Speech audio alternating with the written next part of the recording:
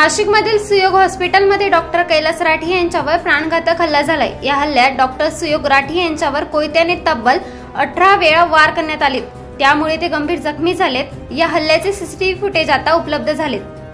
त्यातील दृश्यांप्रमाणे अतिशय धारदार शस्त्राने आरोपीने डॉक्टर राठी यांच्यावर डोक्यावर आणि मानेवर सपासप वार केलेत।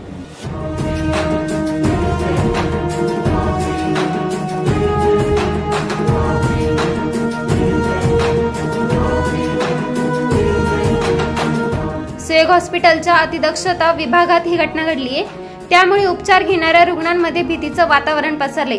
डॉक्टर राठी यांना उपचारासाठी खासगी रुग्णालयात दाखल करण्यात आले। आर्थिक वादातून हा हल्ला झाल्याचं प्रथमदर्शींनी सांगितले। सप्रेम मराठी ब्युरो, नाशिक।